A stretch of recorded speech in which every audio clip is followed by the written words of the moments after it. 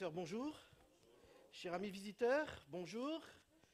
À tous ceux qui nous visitent en ce jour, soyez les bienvenus. Et à vous tous, membres réguliers aussi également, c'est une joie de vous voir.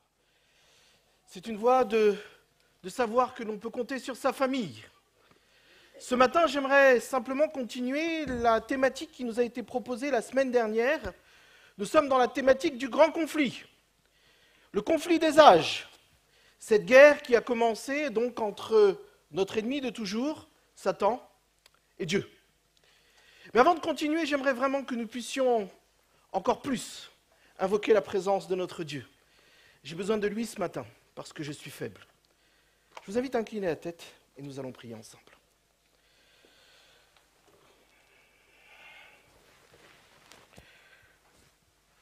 Tendre Père Céleste, plus que jamais à cet instant, je voudrais que tu puisses prendre la place. Brise-moi, Seigneur, et que je ne sois que le micro par lequel tu parleras à ton peuple.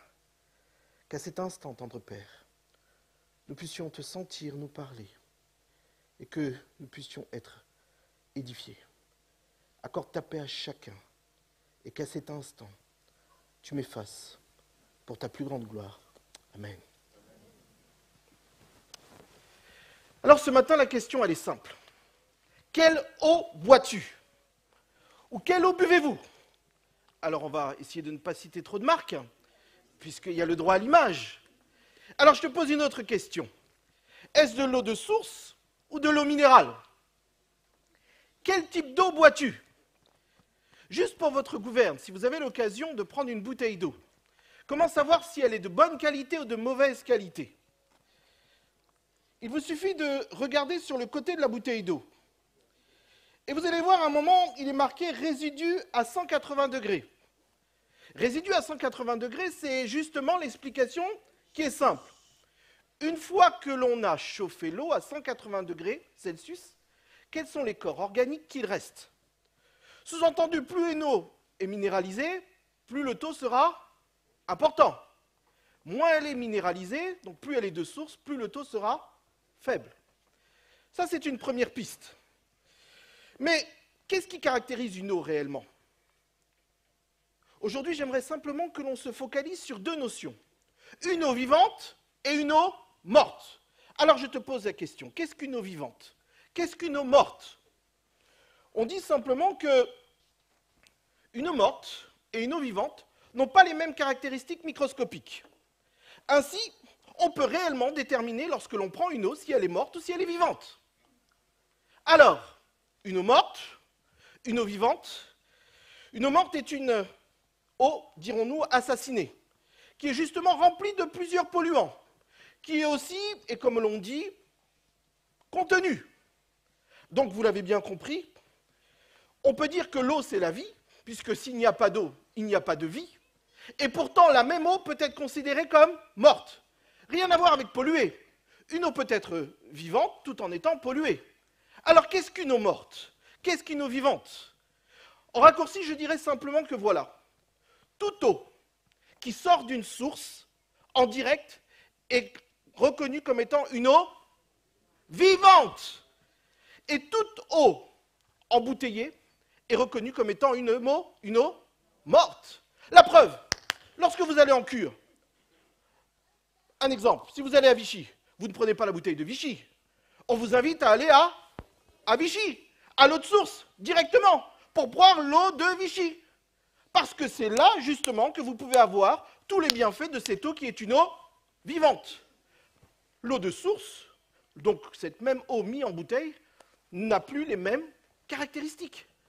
C'est ça la réalité. Il y a donc une différence entre boire à la source et boire de l'eau en... Mais bon, je ne ferai pas le procès des eaux en bouteille ce matin. Ok, ça c'est autre chose. Si vous voulez, on fera un autre cours là-dessus. Les eaux thermales, vous savez, sont très contrôlées. Et c'est pour ça que l'on parle d'eau vivante. Mais ce matin, ce qui m'intéresse, c'est de réellement comprendre pourquoi il est important de s'orienter vers une eau dite de source et vivante. Je voudrais simplement citer un biophysicien. Boire une eau minérale à sa source et boire la même eau stockée en bouteille présente autant de différences que d'admirer un animal sauvage évoluant librement dans son milieu naturel et de voir le même empaillé dans une vitrine du Muséum d'histoire naturelle.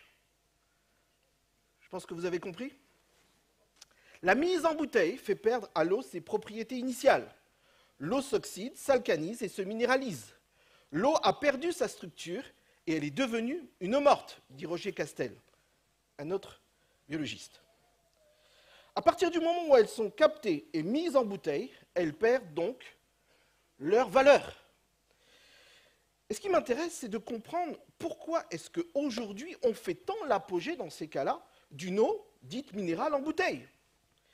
Patrice Tingham dit « Une eau minérale en bouteille n'apporte rien de ce qui faisait la valeur originelle de la source, mais au contraire entartre l'organisme au niveau des articulations et des muscles. » Et ça, il faut bien comprendre. L'organisme a en effet besoin de minéraux et d'oligo-éléments qu'en très petite quantité, et une consommation d'eau minérale toute la journée l'obligera à puiser dans ses réserves énergétiques pour éliminer le surplus avec un risque d'épuisement des organes filtres type rein. Alors je me suis intéressé à comprendre et à chercher un certain nombre d'études. Pourquoi? Selon le site Bioaddict, une enquête qui a été menée en 2007 par la Direction générale de la concurrence, de la consommation et de la répression des fraudes, ils ont jugé 22% des eaux minérales non conformes aux teneurs indiquées ou aux normes en vigueur. Des concentrations anormales de barium, de manganèse, ont été répertoriées parmi des eaux embouteillées en France. Eau falsifiée. Une autre. Et je ne prends que des sources. Sur 21 eaux minérales testées par le magazine Que Choisir en juillet 2004, seules 5 étaient inférieures à la limite des 1500 mg. Vous savez, c'est les 180 dont je vous parle. Évoquées par le corps médical. Pour les naturopathes, on est plutôt à 200 mg. Et pour les bioélectroniciens, à 50 mg. Vous savez, résidus à 180 degrés. Mais enfin, ce qui m'intéresse, c'est qu'une enquête menée en 2008 aux États-Unis a révélé que certaines marques d'eau embouteillées renfermaient les mêmes contaminants que l'eau du robinet. Et pour cause, 40% de l'eau distribuée en bouteilles dans le monde serait en fait de l'eau du robinet à laquelle ont été rajoutés des minéraux. De l'eau frelatée, de l'eau falsifiée. Voilà ce que nous avons. Mais il se trouve que cette eau falsifiée est quand même de l'eau. Sans eau, pas de rafraîchissement. Sans eau, pas de vie. L'eau représente quelque chose de vital pour vous comme pour moi. L'eau, c'est quelque chose de magnifique. Dans le désert, sans eau, tout le monde est perdu, qu'elle soit en bouteille ou non. L'eau, c'est la vie. Et la Bible, de la Genèse à l'Apocalypse, n'arrête pas de nous parler de l'eau, de cette eau particulière. L'eau est assimilée à tout. On nous dit que l'eau, justement, c'est l'Esprit Saint, que l'eau, c'est Jésus-Christ, que l'eau, c'est beaucoup de choses. Mais ce que la Bible nous dit également, c'est que cette eau a été contaminée. Ce n'est pas simplement l'eau physique qui est contaminée, mais l'eau dont parle la parole a été contaminée. Je vous invite à reprendre vos Bibles, parce que le titre de ce matin, c'est « Absinthe, eau empoisonnée ». Et le texte de base se trouve dans Apocalypse chapitre 8. Je vous invite à prendre ce texte. Apocalypse chapitre 8. Et nous voulons comprendre ce qui se passe. Le texte nous dit « Le troisième ange sonna de la trompette, et il tomba du ciel une grande étoile ardente, comme un flambeau, et elle tomba sur le tiers des fleuves et sur les sources des eaux. Le nom de cette étoile est... Et le tiers des eaux fut changé en absinthe, et beaucoup d'hommes moururent par les eaux parce qu'elle était devenue amère. On est en train de nous dire que le tiers des eaux fut changé en absinthe. Vous comprenez que la troisième trompette, là, décrit la chute d'une étoile brillante. Que représente cette étoile? On l'a vu la semaine dernière. Cette étoile représente clairement un ange brillant tombé du ciel. Apocalypse nous dit clairement que les anges signifient donc les étoiles, ou les étoiles représentent des anges. Et cet ange céleste qui est descendu du ciel n'est ni plus ni moins que Satan, notre adversaire. Et c'est lui qui était représenté là, justement, dans cette étoile. C'est ce que nous dit Jésus. Je voyais Satan tomber du ciel comme un éclair, dans Luc 10, verset 18. Ésaïe, te voilà tombé du ciel, astre brillant, fils de l'horreur. Tu es abattu à terre, toi le vainqueur des nations. On comprend bien que donc tout commença, dès l'origine, entre cette guerre entre le diable, Lucifer donc, porteur de lumière, et Dieu. Et lorsqu'il fut précipité sur cette terre, il est descendu comme une étoile, comme un absinthe, et est venu contaminer les eaux. Mais de quelle eau s'agit-il? Le texte d'Apocalypse chapitre 12, que je vous invite à reprendre et que vous pourrez relire chez vous, dit clairement que Dieu, donc, a chassé Satan du ciel et que les tiers des anges a été gagnés à sa cause. Par sa mort sur la croix et par sa résurrection, nous l'avons vu la semaine dernière, Jésus a donc définitivement chassé Satan hors du ciel. Lorsque Jésus a définitivement chassé Satan hors du ciel, il l'a fait comment? Par sa mort sur la croix. Et Satan donc a compris, et c'est là que tout commence, que son compte à rebours était commencé pour lui. Et c'est alors que la troisième trompette, justement, cette troisième trompette nous rapporte ce qu'il fit alors. Qu'est-ce qu'il décide de faire? Parce qu'il est perdu, il décide lui-même de contaminer l'homme. Alors qu'est-ce que l'absinthe? Qu'est-ce que l'absinthe? L'absinthe est une plante dont l'extrait du même nom est amer et toxique. Elle est même utilisée pour un certain nombre d'alcools. Elle décrit donc parfaitement Satan et les sentiments qui l'habitent depuis qu'il a été chassé du ciel. Alors maintenant, que signifie cet empoisonnement des eaux par l'absinthe? Je vous invite à prendre Jérémie chapitre 23. Et je vous invite même à noter les textes et à refaire ces lectures chez vous pour bien comprendre ce que depuis la création, Dieu veut dire à son peuple. Dieu, depuis la Genèse, interpelle son peuple sur cette eau frelatée. Jérémie 23 nous dit « Prophètes et sacrificateurs sont corrompus, même dans ma maison. J'ai trouvé leur méchanceté. Ils ont prophétisé par Baal. Ils ont égaré mon peuple d'Israël.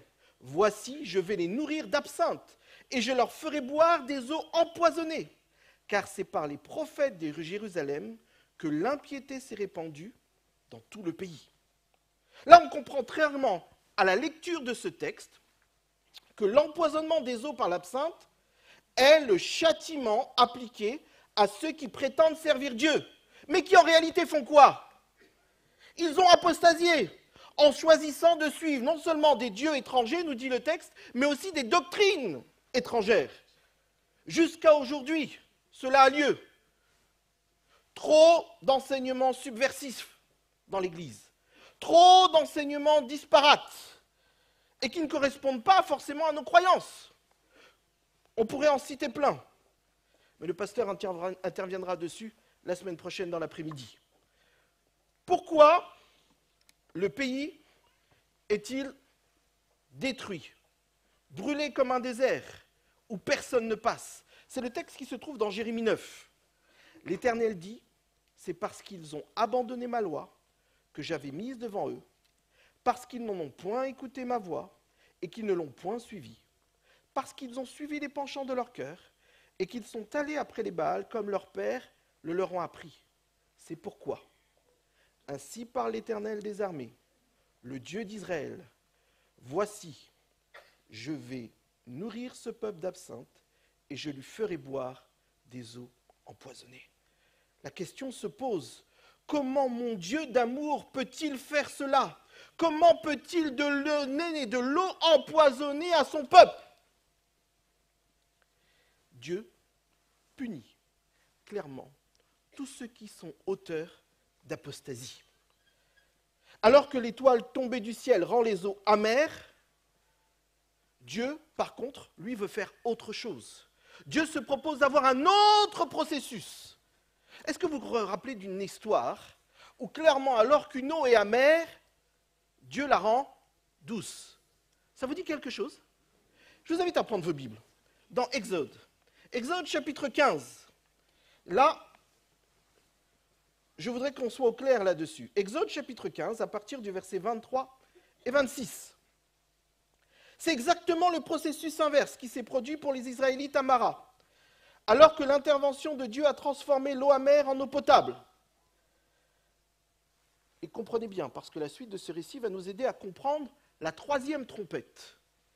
Exode chapitre 15, versets 23 à 26. Je lis.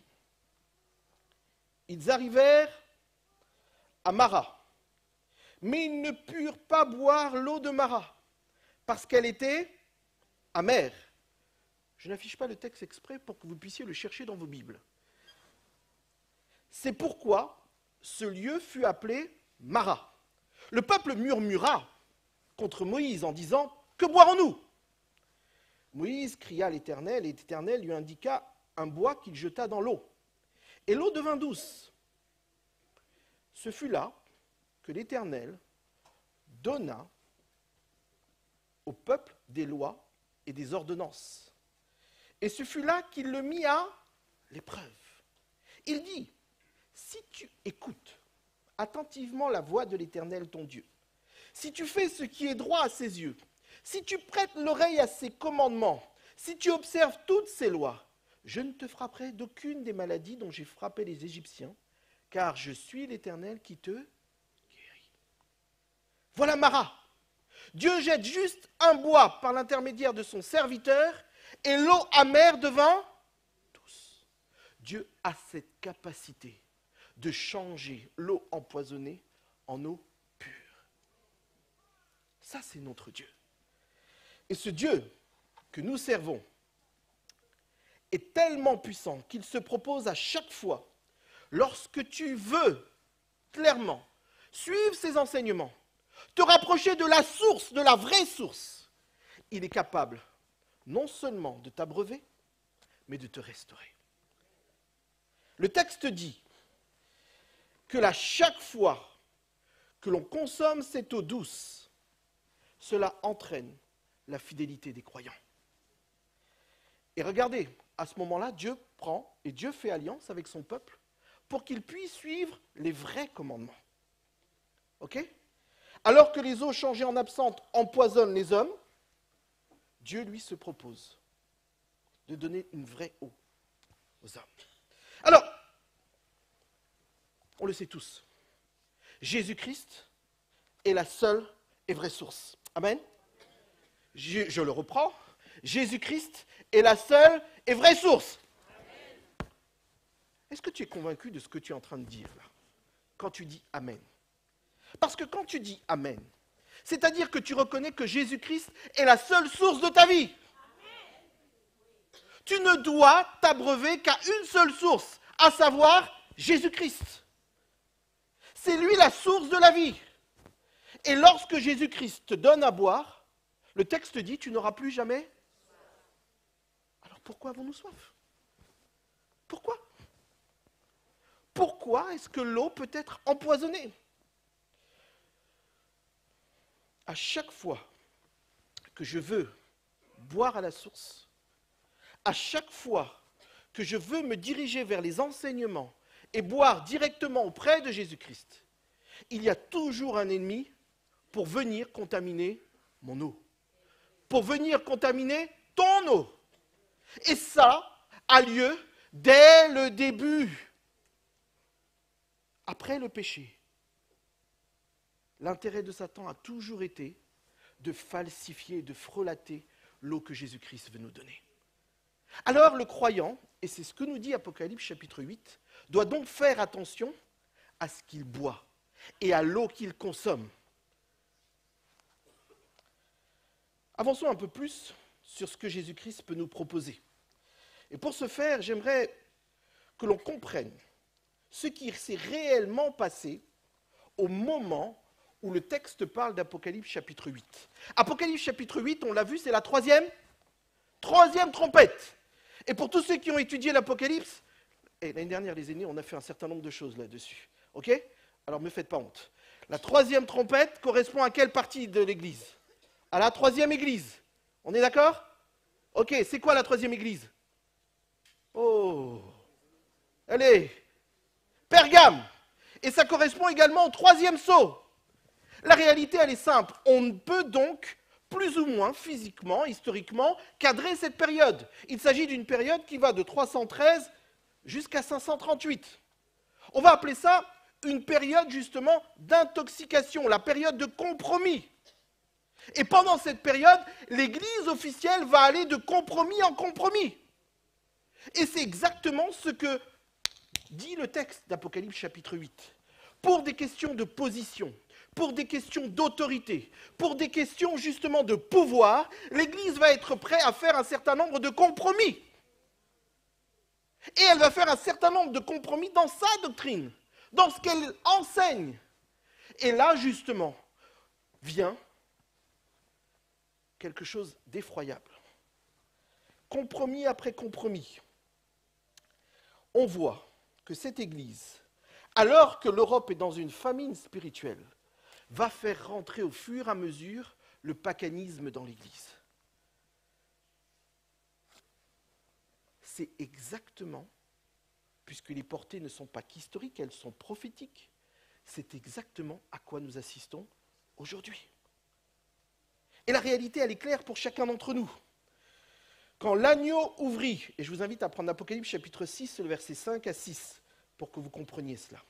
Apocalypse 6, le verset 5 à 6, qui nous parle justement des cavaliers de l'Apocalypse, c'est-à-dire donc du troisième sceau. Quand l'agneau ouvrit le troisième sceau, j'entendis le troisième être vivant qui disait « Viens ». Je regardais, et voici parut un cheval noir. Celui qui le montait tenait une balance dans sa main. Et j'entendis au milieu des 4 êtres vivants une voix qui disait « Une mesure de blé pour 1 denier et 3 mesures d'orge pour 1 denier ». Qu'est-ce que cela veut dire? On parle de tiers.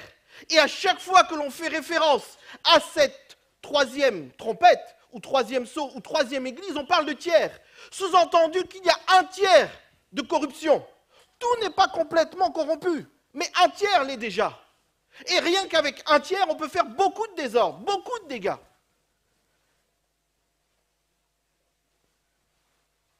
Le texte nous dit clairement que l'on voit ce cheval noir qui vient avec sa balance et qui, là,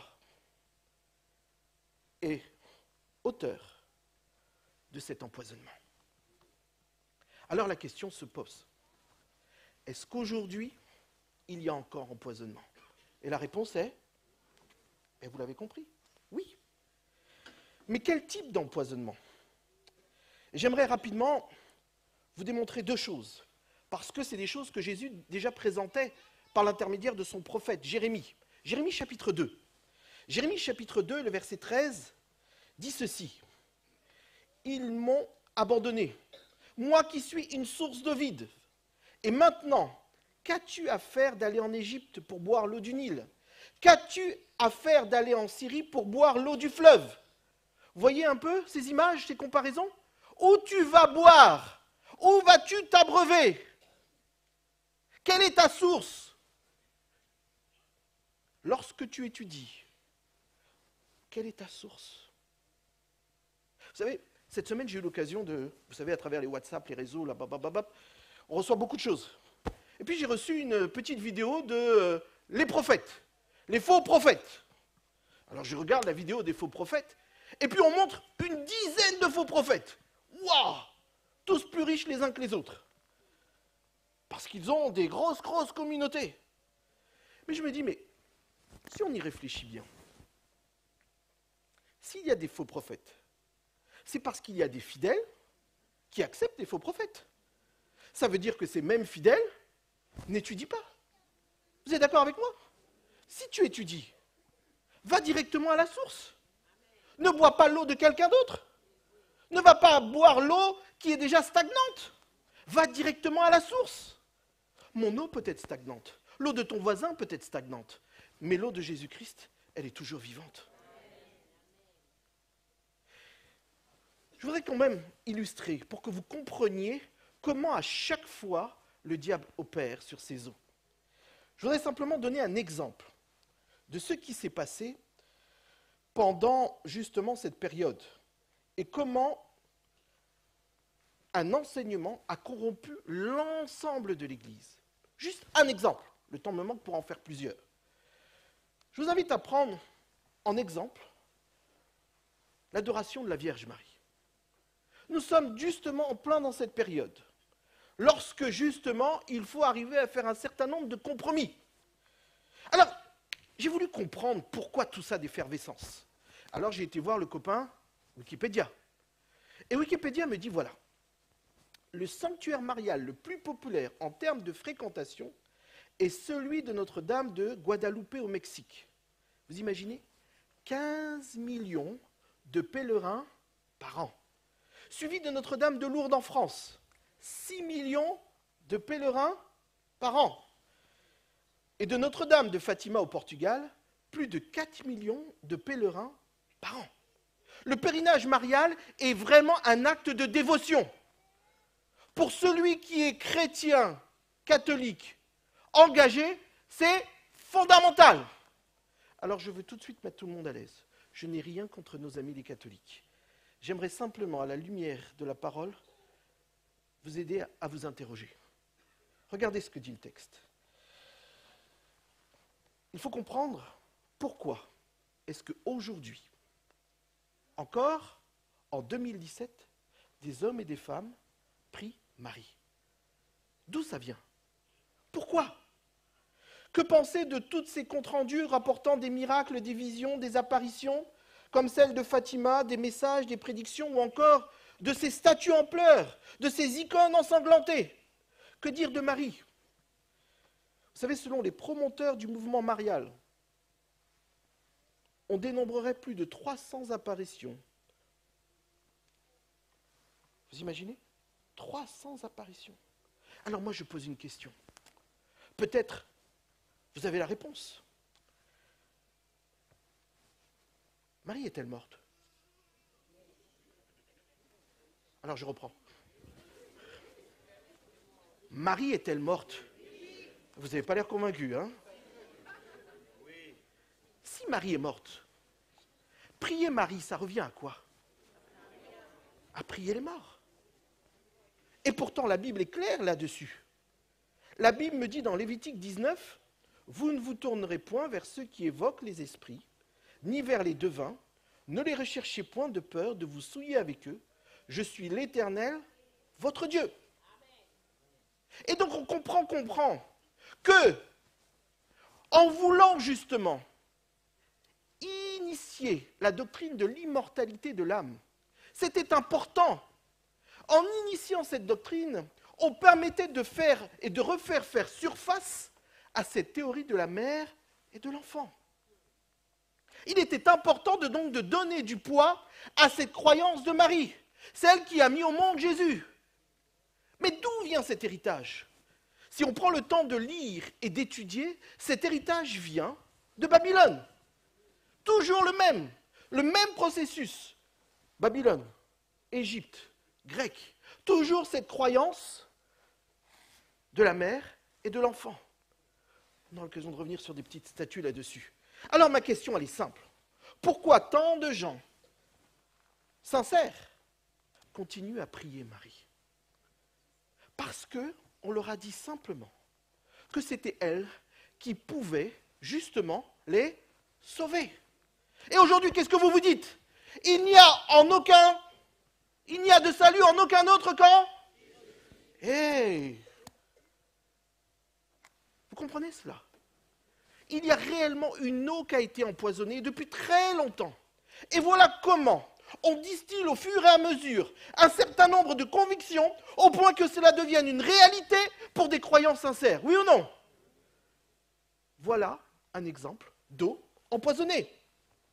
Alors, clairement, aujourd'hui, pour tous, jeunes et moins jeunes, il n'y a pas un film, pas une série, où on ne voit pas quelqu'un qui communique avec quelqu'un qui est mort. Ma sœur, mon frère, ma mère, mon père, je peux toujours les voir, parce qu'ils sont à côté de moi. Leur esprit n'est pas loin de moi. Mais à chaque fois que même que vous cautionnez cela, vous cautionnez la doctrine de l'immortalité de l'âme. Ce n'est pas biblique. Quand un mort est mort, il est vraiment mort. Et ceux qui se révèlent à la place des morts, ce sont des anges de... Impossible de communiquer avec les morts. Impossible. Donc on comprend très bien que là, il y a une grande supercherie. Et cette supercherie, l'esprit de prophétie nous indique en quoi elle consiste. Dans Tragédie des siècles, la servante du Seigneur va dire ceci. La doctrine de l'état conscient des morts, et surtout la croyance au retour des esprits des morts pour exercer un ministère en faveur des vivants, ont préparé le chemin du spiritisme moderne. Si les morts sont admis en la présence de Dieu, et s'ils jouissent de connaissances infiniment supérieures à celles qu'ils possédaient auparavant, pourquoi ne reviendraient-ils pas sur la terre pour éclairer et instruire les vivants? Est-ce que vous comprenez ce qu'elle veut dire? À force de faire comprendre et croire aux uns et aux autres que les morts ont un pouvoir, le subconscient des uns et des autres commence à croire qu'en effet, ces mêmes morts peuvent avoir une autorité et un pouvoir sur cette terre. Et donc, ce moyen de communication considéré par certains comme sacré est le même moyen que l'ennemi de nos âmes va utiliser justement dans les derniers temps.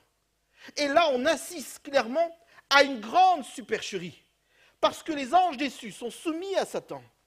Et ce sont ces anges déçus qui font croire aux uns et aux autres qu'il y a des apparitions. Si nous sommes au clair sur la doctrine de l'immortalité de l'âme, dites-le à votre voisin. Marie, elle est morte. Et ce n'est pas elle que tu vois. Il y a là quelque chose à comprendre. Et comprendre pourquoi cela fait partie d'un plan. Il y a un livre qui a été fait pour plébisciter justement la croyance mariale. Ce livre s'appelle « The Tender of Justice ». Et regardez ce qu'il dit. J'ai pris simplement un extrait pour que vous compreniez. Au second avènement de Jésus-Christ, le Saint-Esprit présentera Marie d'une façon si spéciale, afin que par elle, Jésus soit mieux connu et servi. Marie brillera d'un plus grand éclat que jamais dans ces derniers jours, afin de ramener les pauvres pécheurs qui se sont éloignés de la famille de Dieu. Marie suscitera des apôtres aux derniers jours qui feront la guerre aux malins. Voilà leur croyance. Vous comprenez? Cela fait partie d'un plan. Et ce plan est simple. Marie a le pouvoir de faire en sorte que Jésus-Christ revienne. Et de la même manière que c'est elle qui vous présente à Jésus-Christ, c'est elle qui reviendra avant Jésus-Christ. Vous imaginez jusqu'où va la supercherie? Et là, devant cela, on est obligé de se dire, mais qu'est-ce qui nous arrive? Pourquoi est-ce que des hommes et des femmes normalement constitués peuvent croire en ce genre de choses? Jusqu'à ce que, sur Google, j'apprenne, et quelque chose de sérieux, vous pouvez aller le voir, que lors de son dernier mandat, Bush a fait voter une loi sur l'invasion des zombies. Tu imagines ça? Que faire en cas d'invasion des zombies? Attends, mais en voyant ça, je me suis dit, mais il est sérieux? Que faire en cas d'invasion des zombies? Vous imaginez, ça vous fait rire, mais non, on est en train de formater l'intellect et les pensées de tout un chacun, au point que l'on fasse croire à tous que cela est possible. Il est possible. Mais je te dis, quand quelqu'un est mort, il est bien mort. Et le seul qui peut ramener à la vie, c'est Jésus-Christ. Il y a là donc plein de supercheries juxtaposées les unes aux autres qui font en sorte que le peuple est totalement égaré. L'humanité est totalement empoisonnée. Ellen White continue dans Tragédie des siècles, à la page 600. Je vous invite à noter cette référence et à la reprendre, et à lire même le chapitre. Magnifique. Elle dit ceci. Les visiteurs du monde des esprits donnent parfois des avertissements opportuns. Wow. Mais dès qu'ils ont gagné la confiance, ils se hasardent à enseigner des doctrines qui sapent la foi aux saintes écritures. Le fait qu'ils énoncent certaines vérités et qu'ils peuvent parfois annoncer l'avenir inspire confiance en leur dire. Et ainsi, leurs faux enseignements sont acceptés aussi facilement et crus, aussi implicitement par les foules que s'ils agissaient des vérités les plus sacrées de la Bible. La loi de Dieu, donc, est écartée. L'esprit de grâce est méprisé. Et le sang de l'alliance est tenu pour une chose profane. Les esprits nient la divinité de Jésus-Christ. C'est ça la réalité. Tout cela pour que ce chef-d'œuvre de séduction soit son apogée. Un démon personnifié en la mère de Jésus-Christ apparaît et dit aux hommes, venez à moi. Voilà ce qui se passe. Et quand vous comprenez les noms qui lui sont donnés, mes amis, prenez garde à ceux qui présentent Marie comme étant la co-rédemptrice, la médiatrice ou l'avocate. Parce que je vous le dis, le seul avocat que nous ayons, c'est... Lorsque l'on prend tous les noms qui lui sont donnés, la dame de toutes les nations, la gardienne de la foi, l'Immaculée Conception, celle qui est pure et sans tache, la mère de l'Église, la reine du Saint-Chapelet, Notre-Dame de la Guadeloupe, qui veut dire celle qui brise le serpent, l'épouse immaculée du Saint-Esprit, la seconde Ève, la reine du ciel, et enfin ce dernier titre non moins arrogant, la reine de l'ère nouvelle. Voilà comment il l'appelle dans ce livre, The Thunder of Justice. Mais c'est une totale aberration. Et là, je suis obligé de vous dire, mes frères et sœurs, on a l'impression qu'il faut laisser les uns et les autres à leur croyance. Mais le texte est clair. Ézéchiel nous dit, si tu ne dis pas au pécheur, pécheur, tu mourras, son sang te sera redemandé. Si vous avez des amis catholiques que vous aimez, si vous avez des amis, des frères, des sœurs que vous chérissez, dites-leur que le seul qui sauve, c'est Jésus-Christ. Il n'y a pas de salut en Marie. Et qu'il s'agit d'une vraie supercherie. Et je vais là encore plus loin. Il est intéressant de noter que la Bible ne contient aucune prière adressée à Marie, ni aucun exemple de miracle fait par Marie, ni la mention d'une quelconque promesse en ce sens, ni le fait que Marie soit montée au ciel. Alors si je suis sincère et que je veux étudier la Bible à la vraie source, je dois donc voir la vérité. Marie n'a aucun pouvoir. Comme je vous le disais tout à l'heure, et j'en prends pour modèle cette statue, les Babyloniens, dans leur religion populaire, adoraient par-dessus tout une mère déesse et son fils. Tout ce schéma, que ce soit d'Isis, d'Osiris, ou de Fortune, de Jupiter, toutes ces associations à chaque fois, n'ont eu pour faire que de prendre leur origine dans le système babylonien qui consiste à dire clairement qu'il faut toujours adorer une mère et son fils. Et ce même schéma, des prêtres jésuites le retrouvaient même au Tibet, pour vous dire que ça date de longtemps. Alors, en fouillant et en étudiant, je me suis dit forcément, il y a la trace dans la parole. Et je vous invite à prendre vos Bibles dans Ézéchiel. Ézéchiel chapitre 8. Et là, c'est un texte à prendre. Ézéchiel chapitre 8, le verset 12 et 14. Ce texte est très fort. Il nous est parlé d'un fils. Ok ? Et dans les Saintes Écritures, il est appelé Tammuz. Celui pour qui l'on pleure, veut dire Tammuz. Et regardez ce que dit le texte d'Ézéchiel chapitre 8. Et il me dit, fils de l'homme, vois-tu ce que font dans les ténèbres les anciens de la maison d'Israël? Chacun dans sa chambre, pleine de figures. Car ils disent, l'Éternel ne nous voit pas. Et il me dit, tu verras encore d'autres grandes abominations qu'ils commettent. Et il me conduisit à l'entrée de la porte de la maison de l'Éternel, du côté du septentrion. Et voici, il y avait là des femmes assises qui pleuraient Tammuz. Vous comprenez ce que ça veut dire? La parole prophétique là d'Ézéchiel a un double sens. Reprenez le texte. a une double application. Elle se réfère non seulement à ce qui a lieu dans le sanctuaire de Dieu au moment où Ézéchiel vit, d'accord? Mais elle nous parle aussi de ce qu'il y aura dans l'Église à la fin des temps, quand Babylone la Grande induira les habitants de la terre à s'enivrer du vin de son impudicité. Et vin de son impudicité. Au vin, non? Au vin. Le vin, ok? Impudique. L'eau, la vérité. Au vin. Bon, si vous n'avez pas compris, c'est pas grave. Ok, on continue. Sous-entendu que Tammuz est l'auteur de ces croyances, de cet homme qui justement prend cette adoration et qui détourne l'adoration qui a lieu dans le peuple de Dieu vers lui-même. Et c'est de là que vient quelque chose qui fait mal, très très mal. Ce fameux thé. Vous connaissez ce thé? Le tau. Ceux qui jouent à des jeux bizarres ont déjà entendu ça. Ok?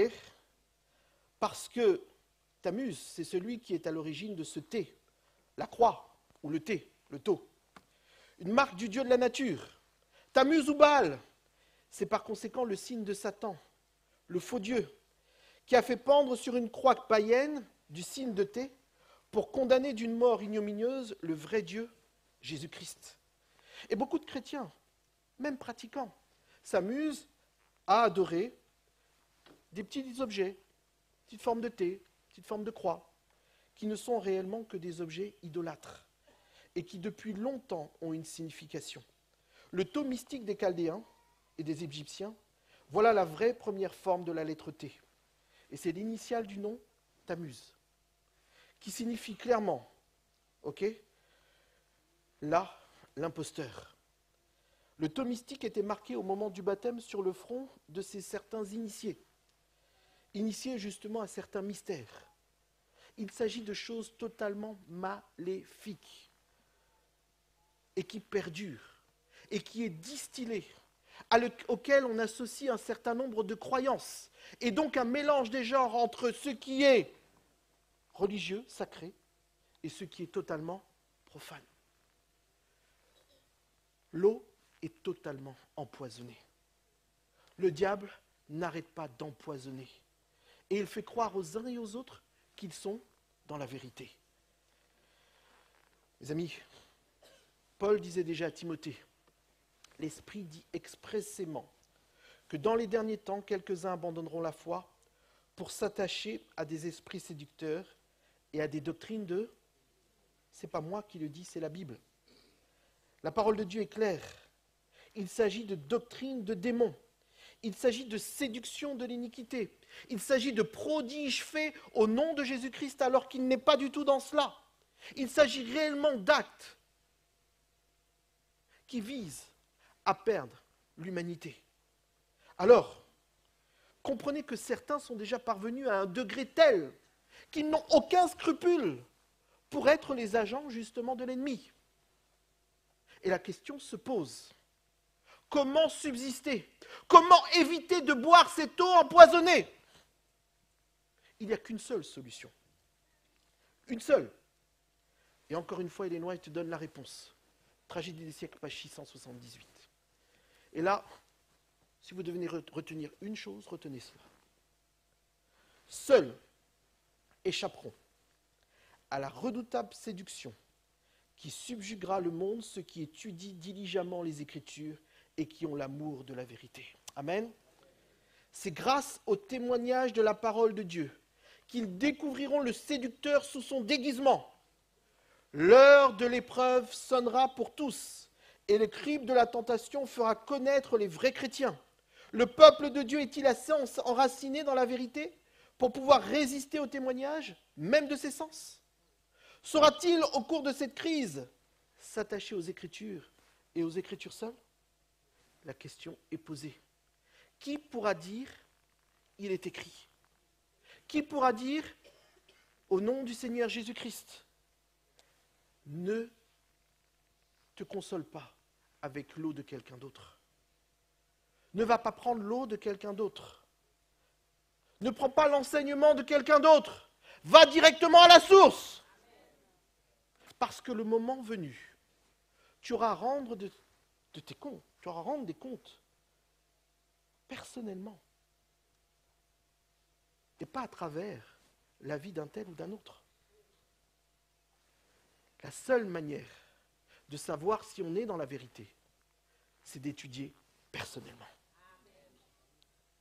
Passe du temps à l'étude. Passe du temps en prière. C'est une nécessité pour les temps dans lesquels nous sommes. Deutéronome 29, 16, 18 dit ceci. Nous avons passé au milieu des nations que vous avez traversées.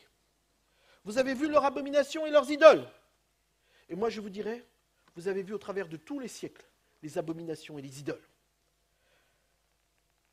Qu'il n'y ait parmi vous ni homme, ni femme, ni famille, ni tribu, dont le cœur se détourne aujourd'hui de l'Éternel notre Dieu, pour aller servir les dieux de ces nations-là. Qu'il n'y ait parmi nous, et qu'il n'y ait point parmi vous, de racines qui produisent du poison et de l'absinthe. Qu'il n'y ait parmi nous personne qui soit source d'apostasie.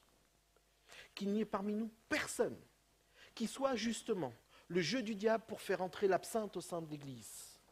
Qu'il n'y ait parmi nous personne qui soit à l'origine de cette eau empoisonnée, mais qu'il y ait au contraire parmi nous des hommes et des femmes qui défendent la vérité. Alors si tu es conscient de cela, Apocalypse 18 te dit, « Et j'entendis du ciel une autre voix qui disait, sortez du milieu d'elle, mon peuple, afin que vous ne participiez point à ses péchés, et que vous n'ayez point part à ses fléaux. » Vous comprenez ?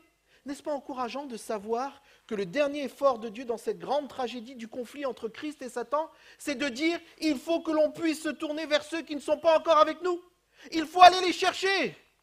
Si tu as des hommes, des femmes, des frères, des sœurs, des cousins que tu aimes, et qui sont catholiques, évangéliques ou autres, va, tourne-toi vers eux. Et va leur dire qu'il n'y a de salut en aucun autre que Jésus-Christ. Que Jésus-Christ revient bientôt. Et que tout œil le verra. Et qu'au son de la trompette, ceux qui sont morts en Jésus ressusciteront. Et les élus iront avec lui sur les niveaux des cieux. Et ils régneront avec lui pendant 1000 ans. Et au bout des 1000 ans, il reviendra et il créera une terre. Et ainsi, nous pourrons tous ensemble régner avec lui. C'est un super scénario. Mais il est aussi réel. Et c'est mon espérance. C'est ton espérance? Ça, c'est une réalité. Il y a une autre réalité. C'est que, d'après les prophéties de la Bible, nous sommes sur le point de vivre le dernier conflit concernant la marque de la bête, par opposition au sceau de Dieu. Et je sais que certains ont du mal encore à comprendre les chapitres 13 et 14 de l'Apocalypse. Mais j'aimerais simplement vous dire ceci. Le nouvel ordre mondial, dans sa religion universelle, qui exigera l'observation du dimanche et de tous les habitants de la planète, pas d'une catégorie, de tous les habitants de la planète, est sur le point de s'imposer. Ça, c'est ce que nous croyons. Apocalypse chapitre 13. Vous savez, Jésus dit ceci. Quiconque boit de cette eau n'aura jamais soif. Mais celui qui boira de l'eau que je lui donnerai n'aura jamais soif. Et l'eau que je lui donnerai deviendra en lui une source d'eau qui jaillira jusque dans la vie. Jusque dans la vie. C'est ce que nous voulons. Nous voulons obtenir cette vie éternelle. Voilà pourquoi nous voulons boire cette eau. Est-ce que tu as soif de cette eau? Est-ce que tu as soif de cette eau? Quelle est l'eau que tu veux boire? Oh, quelle est l'eau que tu veux boire? Quelle est l'eau que tu veux boire? Jésus-Christ, c'est la marque de l'eau que tu veux boire. Jésus-Christ, c'est la seule source et c'est la seule eau qu'il nous faut boire. C'est la seule eau qui nous permettra d'hériter du royaume des cieux. Alors, si je te pose la question, encore une fois, quelle eau bois-tu? Et si je te dis, est-ce que tu as soif, qu'est-ce que tu dis? Jésus-Christ est le seul. Jésus-Christ est l'unique. Au nom de Jésus, Jésus-Christ est le seul. Et Jésus-Christ est le seul qui est capable de donner à boire à tous. Amen. Exactement. Et c'est pour cela qu'au nom de Jésus, tout esprit mauvais se tait. Au nom de Jésus-Christ, tout esprit mauvais ferme la bouche. Au nom de Jésus-Christ, au nom du sang du Christ, il n'y a en aucun autre au nom de Jésus-Christ. Parce que Jésus-Christ est le seul, l'unique, le vrai Dieu. Je vous invite à vous mettre debout. Et vous tous qui avez soif, venez à la source, venez boire. Vous tous qui avez soif, confessez le nom de Jésus-Christ. Et vous tous qui avez soif, reconnaissez qu'il n'y a de salut en aucun autre que Jésus-Christ. Prions ensemble. Tendre Père, nous réclamons à cet instant ta puissance. Nous réclamons à cet instant, tendre Père, ton autorité. Parce que tu as dit qu'aujourd'hui, à celui qui croit en toi, toute autorité lui est donnée sur cette terre. Alors au nom de Jésus-Christ, dispose de tout ce qui ne vient pas de toi et chasse par ta présence tout ce qui n'est pas de toi. Qu'au nom de Jésus-Christ, tout ennemi soit repoussé. Et surtout, Seigneur, qu'au nom de Jésus-Christ, ton armée soit victorieuse. Tendre Père, nous réclamons ta présence dans ce lieu. Nous réclamons ta présence dans nos cœurs. Mais nous réclamons ta présence pour ce dernier combat. Parce que nous avons besoin de toi, Seigneur. Envoie-nous comme une armée, Seigneur, unie, et qui peut délivrer ce message. Jésus-Christ revient. Il vient bientôt. Et tout homme doit être prêt pour l'accueillir. Ô tendre Père, tu as dit que tout pouvoir t'a été donné sur la terre et dans le ciel. Et nous croyons que tu nous as accordé ce pouvoir. Alors, tendre Père, accorde-nous la foi nécessaire afin qu'au nom de Jésus, au nom du sang du Christ, tout ennemi soit dispersé. Seigneur, nous réclamons cette force dans nos vies. Nous réclamons cette puissance dans nos vies. Et si certains ici ce matin, Seigneur, sont faibles, donne-leur la force. Si certains, Seigneur, sont abattus, relève-les, tendre Père. Si certains sont dans la confusion, montre-leur la vérité. Et à cet instant, tendre Père, si réellement des hommes et des femmes sont en lutte avec l'ennemi, au nom de Jésus-Christ, délivre-les. Que ton nom soit glorifié, que ton nom soit exalté, parce que tu es le seul, l'unique, le vrai Dieu. Amen. J'aimerais vous inviter à lire ce livre. Il s'agit d'un livre d'évangélisation que le corps pastoral de Paris Sud vous offre, que vous pourrez avoir à la sortie auprès des responsables du ministère personnel. Il s'agit d'un livre qui explique justement tout l'ensemble de la supercherie du catholicisme, avec toutes les études prophétiques qui vont avec. Je vous invite à étudier ce livre, mais pas à le mettre dans une boîte aux lettres après, à le donner à quelqu'un qui vous est cher. Vous l'étudiez et vous le donnez. Ce livre vous est donné gracieusement à la sortie, donc ne partez pas sans en prendre un.